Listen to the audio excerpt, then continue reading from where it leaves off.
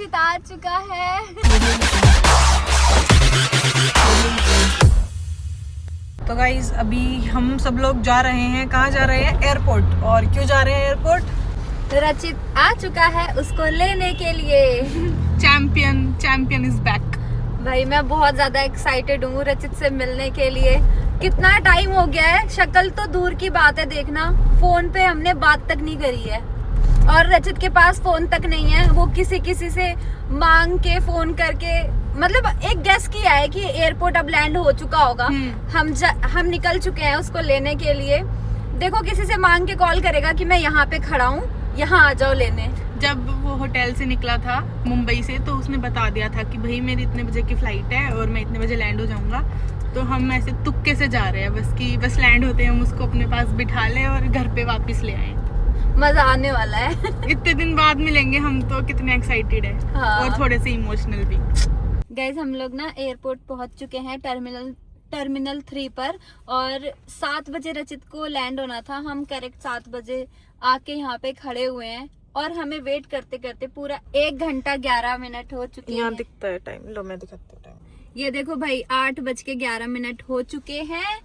और जस्ट अब रचित का फोन आया है कि सिब्बू मैं अब लैंड हुआ हूँ और आधे घंटे और लगेंगे। अभी बेल्ट वगैरह पे जाएगा, वहां से लगेज लेगा, फिर बाहर निकलेगा एयरपोर्ट के। प्रॉपर आधा घंटा लगने वाले हैं, तो हम आधा घंटा वेट कर रहे हैं। पता है फोन करते उसने क्या पूछा, बताना चीनू क्या? उसने पूछा कि कौन सी गाड़ी लाए, नहीं कौन कौन आए हो। हाँ। तो फिर बोला मैं चीनू स्वाति। तो फिर बोलता कि कौन सी गाड़ी लाए हो। मैंने बोल दिया ब्रीजा। करे लेजेंडर क्यों नहीं लाए? फिर मैंने कहा ऐसे ही, तुम्हें तो चलानी नहीं है। फिर कह रहे अच्छा मेरा फोन लाए हो। मैंने कहा नहीं, जबकि हम दोनों चीजें लेकर आए हैं। आते ही ना उसको पहले गाड़ी दिखेगी, खुश हो जाएगा, फिर उसको फोन देंगे, फिर और खुश हो जाएगा। नहीं, वो आके हम तीनों में से बोलेगा कि फोन देना, किसी को तो बोलेगा इतने दिन हो गए फोन चलाए। हाँ, तो फिर हम उसी का दे देंगे, उसी का फोन दे देंगे। हाँ भाई ये सही है। वो वैसे हमारा नहीं मांगेगा, बहुत कम चांसेस है कि हमारा मांगेगा। मेरा तो मांगेगा ही। हाँ, आपका मांग सकता है। मेरा तो मांगेगा ही, उसी का पकड़ा देंगे, है ना। बोलना ये ले तेरा फोन। पूरी गाड़ी में ओस जम गई। 1 घंटे से गाड़ी के अंदर बैठे हैं हम। ऐसे हाथ से साफ कर रही हूँ। अच्छे से साफ करो, यहाँ से भी, वहाँ से भी, वहाँ से भी। अच्छे से साफ करो। अभी आधे घंटे बाद गाड़ी स्टार्ट करूंगी ना, तो ये फैन जब चला दूंगी तो फिर सही हो जाएगा। तो गाइज हम लोग आ गए हैं एक चीज एयरपोर्ट पे। क्या? मैं बोला एक चीज दिखाऊं? वो रहा रचित। कहाँ है? वो रहा। कहाँ? प्रैंक कर रही थी। कैसा लगा? वो मैं डर गई, मेरे को दिखा नहीं एकदम से। भाई चीरू की शक्ल देखो, ऐसी हो गई। मैं इसीलिए गाड़ी से बाहर लेकर आई थी। देखते रहना भाई, मैं चश्मा लगा लूं ताकि मैं भी दूर का देख पाऊं।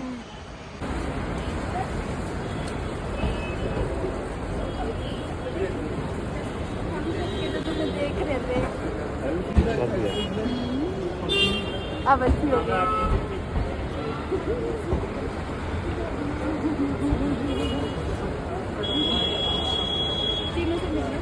गाड़ी में है।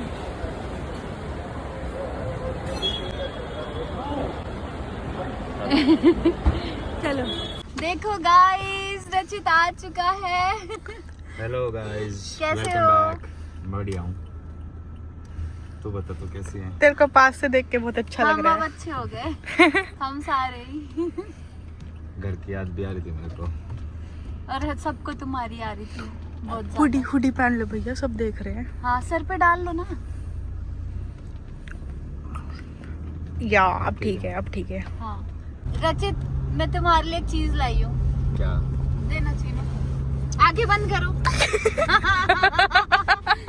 गाइस मेरा फोन, इतने दिन के बाद अपना फोन यूज करूंगा मैं। अब तो मेरी फोन यूज करने की आदत छूट गई। मैं तो सुबह टाइम से उठता था। कितने बजे उठते थे? उनका अलार्म बजता था 7 बजे। अच्छा। तो कई बार 7:30 या 8, 8:30 तक मैक्सिमम उठ जाता था। हाँ। और फिर दिन भर टास्क वगैरह करता था। हाँ। और रात को सो जाते थे थोड़ी बातचीत करके। फोन की याद भी नहीं आई ना, फोन चलाने का मन करा, क्योंकि वहाँ एक्टिविटीज में इतना बिजी हो गया था मैं। हाँ, टाइम ही नहीं मिलता होगा अब नहीं। तो लेकिन और बड़ा सेलिब्रिटी हो गया है। ओ भाई अब तो हमें भाव भी नहीं देगा। क्यों नहीं भाव दूंगा? आते ही तो मैं गले नहीं लगा। तुझे भाव ना देगा? तुझे भावना दूंगा, भावना।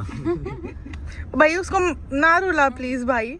किसको? नारुला ना, नारुला को नारुला। अच्छा अरे छोड़ो, उसको तो बताऊंगा अच्छे से भी। अरे अरे बहुत सारे लोग हैं, मैंने बहुत उसकी सारे। पहले रेड पीट दी उसकी, मेरे को बातें जब मैं कुछ नहीं बोल तू रही शो के अंदर था, हमें पर वाइब आ गई थी।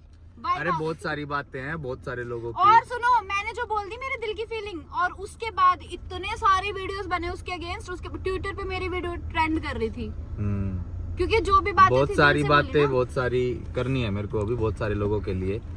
एक बार घर पहुंच जाऊं, थोड़ा सबसे मिल लूं, थोड़ा नॉर्मल हो लूं, उसके बाद बनाऊंगा इनकी रील सबकी।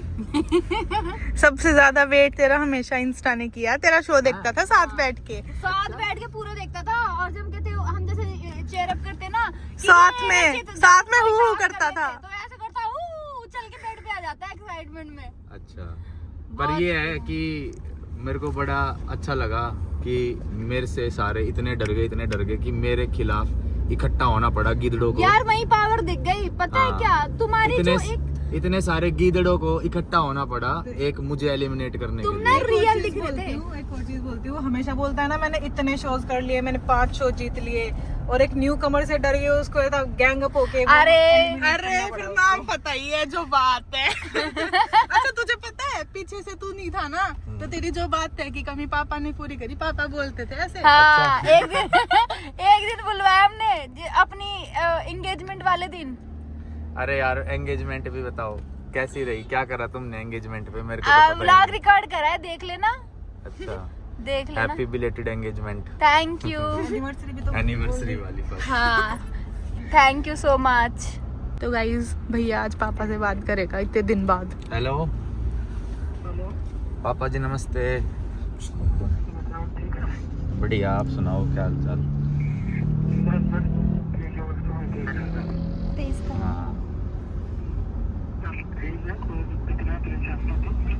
हाँ, मैं तो हो ही नहीं परेशान। मैं क्यों परेशान होऊंगा? परेशान तो वो है सारे लोग, तभी तो सबने मिलके मेरे खिलाफ प्लानिंग बनाई थी। सब पे भारी पड़ गया था अकेला सब पे ये। अकेला इतना भारी पड़ गया ना, सब इकट्ठे हो गए गीदड़ मेरे को हटाने के लिए। गाइस देखो हमें रास्ते में क्या मिली, नील गाय। भाई बहुत एग्रेसिव होती है अगर गुस्से में आ जाए तो। देखो ओ भाई देखो, बिल्कुल घोड़े जैसी और शक्ल गाय जैसी। वाओ। तो गाइस क्या हाल चाल आप सबके, कैसी चल रही है आप सबकी लाइफ? देखो हमारी तो बहुत मस्त चल रही है। अभी जैसे कल भैया के एलिमिनेशन वाला एपिसोड आया था, और आप सबको पता चल ही चुका है कि भैया का सफ़र द 50 वाला अब ख़त्म हो गया है। तो अभी फ़िलहाल भैया है मुंबई में, अभी कुछ काम वाम से वहाँ पे रुके हुए हैं। और अभी मैं और मम्मी आए थे थोड़ा सा सोसाइटी में घूमने के लिए। अभी खाना वाना खाया था तो सोचा कि थोड़ी सी वॉक कर ले, खाना भी डाइजेस्ट हो जाएगा और थोड़ी सी गपशप भी कर ले आप लोगों के साथ। गपशप करने के लिए चीनू मेरे को ले आई। मैं तो सोच रही थी कि लेट जाती हूँ, मेरे ना आँख में इन्फेक्शन हो रखा है, तो मेरे आँख में ऐसे वो हो रहे हैं, मिट्टी नहीं रड़कती है, अच्छा ऐसे हो रहा है आँख में, अच्छा। इसलिए मना कर रही थी कि तू जा। कोई नहीं, घूमने में तो ठीक ही है। आपने भी तो खाना खाया होगा ना, या मैंने खाया है? नहीं मैंने देखा था, डाइजेस्ट हो जाएगा मैंने आपका बस भी। देखा था चीनू खाना खा रही है, मैंने खाने को देखा था। इस टाइम ना देखो कितनी ठंड है चीनू, ऐसे लग रहा है कि ठंड है, मुझे तो ये लग रहा है। और चीनू को देखो, इसने बिल्कुल हाफ पहन रखा है, और मैंने शॉल वोल ओढ़ रखा है पूरा मुंह ढक के। तो भैया के एलिमिनेट होने के बाद भी आज हमने द 50 का एपिसोड देखा, और उसमें एक चीज़ देखी जो गौर करने वाली थी। ठीक है, अगर आपने भी ध्यान से देखा होगा तो आपने सुना होगा, वहाँ पे निक्की तंबोली दूसरी वाली अलायंस के साथ बैठी थी और वो बात कर रही थी ऐसे ही कुछ वोटिंग के बारे में। उस टाइम पे निक्की तंबोली ने बोला कि मेरे को कल नेहल ने बताया था कि वो रचित को वोट करना चाहती थी, बट नेहल के ऊपर प्रेशर था कि वो रचित को वोट नहीं करेगी। ये वाली स्टेटमेंट दी निक्की तंबोली ने। और देखो यार, वो झूठ तो नहीं बोलेगी, इतना हमने अब तक देखा है उसको, डे 1 से लेके अब तक उसने देखो झूठ तो नहीं बोला है। तो मैं बस इतना ही बोलूँगी यार, देखो जिसको जो बोलना है बोल लो। अब हमें जैसा लगा हम वो बोल रहे हैं, प्रेशर था तो था, अब वो प्रेशराइज करता है तो हम क्या बोले। बाकी उसको छोड़ो, भाड़ में जाए। हम अभी घूमते हैं थोड़ा सोसाइटी में और आपसे मिलते हैं थोड़ी देर में। तो गाइज अभी हमें सोसाइटी में घूमते घूमते कम से कम आधा घंटा हो गया है, और घूमते घूमते मेरे को एक बात याद आई कि जैसे ही आप लोगों को पता चला एलिमिनेशन का, भैया आप लोगों ने कितना सपोर्ट दिखा दिया भैया के फेवर में। मतलब भैया तो देख के, मेरी भैया से बात हुई थी, वो तो बहुत ज़्यादा ही ऐसे ओवरवेल्म्ड हो रहे थे कि इतना प्यार, इतना प्यार, इतना प्यार, जो नए लोग जुड़े उनका इतना प्यार, जो पुरानी ऑडियंस थी उनका इतना प्यार, मतलब कुल मिला के बहुत सारा प्यार। और अब जो हमारी फैमिली थी, हमारे सब्सक्राइबर्स थे, वो अब और बड़ी हो गई है धीरे धीरे, और धीरे धीरे और बड़ी होगी, मजबूत, स्ट्रॉन्ग और ऐसे ही कॉन्फिडेंट। तो गाइज, आपने जैसे अभी सपोर्ट किया, ऐसे ही हमेशा सपोर्ट करना अपने भाई को, क्योंकि वो बंदा दिल से अच्छा है। मैं ये सब इसलिए बोल रही हूँ क्योंकि ये सब मैंने रील्स में सुना है। अब भैया के ऊपर बहुत सारी रील्स बन रही है ना, तो देख के इतना अच्छा लगता है। मैं कहा यार कितनी बढ़िया बढ़िया लाइन बोल देते हैं, मैं भी बोलती हूँ। चलो, तो एक रील देखी थी, उसमें एक ने बोला था कि ये रचित दिल का बंदा अच्छा है, तो मैं भी बोल रही हूँ कि हाँ, दिल का बंदा अच्छा है, तो ऐसे ही सपोर्ट बनाए रखो। और मैं बोलूँ एक लाइन, वो दिल और दिमाग दोनों से स्ट्रॉन्ग है, ठीक है। हाँ, ये बात तो है। देखो, बुद्धि भी स्ट्रांग होनी चाहिए, उसके साथ साथ थोड़ी उसके साथ साथ थोड़ा शरीर भी स्ट्रांग होना चाहिए, कि दिमाग ना लगाओ, बस दिमाग लगा दो, बुद्धि ना लगाओ। अरे दिमाग की जगह दिमाग लगाओ, जहाँ मतलब दिल लगाना वहाँ दिल लगाओ, है। उसने दोनों मतलब दोनों अच्छे से यूज किया। उसने ऐसे ऊपर नीचे रेशो नहीं की कि कुछ पलट जाए, बस थोड़ा सा हाथ लग गया, कोई नहीं। सब गेम है, सब जीतने आए थे, कोई एक जीतेगा। और गाइज, आपको क्या लगता है द 50 का विनर कौन होना चाहिए था? दिल से बताना, ठीक है। मतलब जो फर्स्ट इंटरेक्शन में आपको लगा कि हाँ भाई ये बंदा विनर होना था, या ये बंदी विनर होनी थी, प्लीज कमेंट में बताना। कोई ऐसे वो नहीं है कि भैया का ही नाम लो, बस नॉर्मली पूछ रही हूँ कि आपको क्या लगता है। और भैया, आप लोगों के सवाल थे कि शो तो खत्म हो गया है, लेकिन भैया अभी तक घर क्यों नहीं आए?